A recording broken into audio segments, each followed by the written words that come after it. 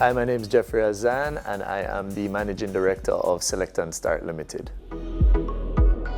Jeffrey Azan is, as many may suspect, born to the retail Azan family, born and bred in it. I've been working in retail from I've been about 9 years old. Every summer, every Christmas, worked up until 2016. Left retail in 2016 after a number of serendipitous events, which helped me to uncover what I really enjoyed, which was training, teaching, and motivating. And when I left Azan's, I started my personal and professional development company, Select and Start Limited. Select and Start, if anybody doesn't pick it up, the name was actually inspired by video games. And in video games, very often if you want to get through something easily, you input a cheat code. And there's a famous Konami code, if any gamers out there, it's up, up, down, down, left, right, A, B, A, B. Used on all of the Konami products, and it was this super code. And this super code gave you infinite lives, perfect ammo, perfect run, super speed, whatever it was. But for some of the games, the code didn't work unless you then input select and start. And I thought it was really interesting that, similar to life, we may know all the moves, we may know all the actions, but the cheat code doesn't really work until we select, make a decision, and start taking action. And so from that, inspired the idea of Select and Start. Let's make some decisions, take some action, ultimately change our game to change our life. And I've had a lot of fortune working with a number of clients across Jamaica to provide from motivational speeches to workshops, to being a part of their seminars, to one-on-one coaching, to business consultation, and a number of other small niche services in between, helping them to raise their standard of leadership, their perspective, and ultimately business operations. And so I would say that we're going strength to strength. When I started this company officially, or started the dream officially in 2013, if I treat that as ground zero, then I can say every year has been a little bit better, and we've been growing non-stop. So when I really discovered my passion, because that's where it starts. It started with me figuring out, what do I do well, what do I want to do, and what would I want to grow better at? And it really came from a conversation with a mentor of mine who I had met maybe 2 years prior, who said, Jeff, you know, no matter what businesses I see you in, project, title, you're always doing the same thing. You're always motivating people and training people. Why don't you just do that? And it was through that guidance, that's what I started. I just started trying to motivate people. Started doing a lot of work. I reached out to organizations that were about this, churches, community service groups. The YMCA, you could say, was my first client that I went and served at.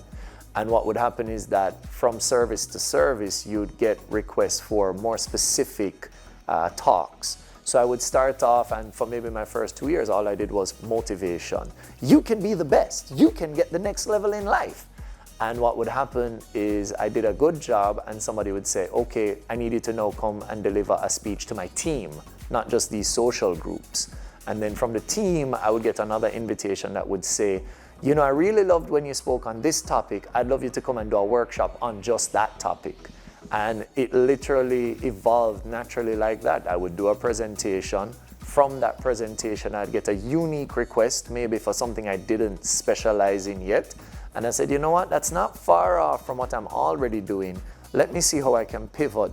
And so I went from just motivational speeches to workshops, to professional consulting and individual coaching. Then from that, I would be invited into companies, and ultimately now doing business consultation, from everything from leadership to operations to team development, which are, I would say, my 3 key areas. To say that there were doubts in leaving the family business and going back or going out into the world, because this would be the first time I was really launching a business on my own, would be an understatement of the century. You can just imagine telling your very, very traditional mother, hey, I'm going to go speak for a living. And she went, that's a nice hobby. What are you going to do for work? And I got a lot of negative pushback initially. My grandfather, who recently passed, I looked up to him a lot. So I said, he's a dreamer, he'll get it, I'll go to him. And I remember the first consulting, he's like, I hear you, but how are you going to make money? And so literally everywhere I went that I thought these would be the people to support me, these are people who just get it, I got a lot of, no, doesn't make sense. And what really kept me going were, I just call them chance moments. You go and you give a talk and somebody who you didn't think was a part of your audience will come to you and say, you know, you said this and it resonated with me. The favorite part about being an entrepreneur, it's certainly not running the business. Running the business is the most stressful part of it. The paperwork, the bills, the administration, the government, the taxes, the paper, yeah. My favorite part about my journey as an entrepreneur has been finding this avenue to launch my true self in its truest ways. Taking the stage, nothing brings me to life like having the opportunity to share. Working on products that I believe in that can make a difference. But would I have become an entrepreneur if there was an avenue to do that without creating my own business? Probably not.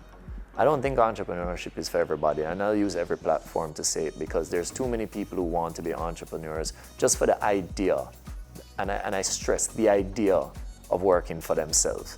Working for yourself means you're working for the hardest boss ever. There are no sick days, there's no 9 to 5, there's no taking Fridays off. You work 24/7, 365 because everything you do impacts the business and everything that happens in the business impacts you. So don't necessarily run down the idea of owning a business. And that's my take, and that's how I feel about my own entrepreneurship journey. I wasn't running down the desire of owning my own business. I was running down the opportunity to do what was inside me that I believe needed to be done.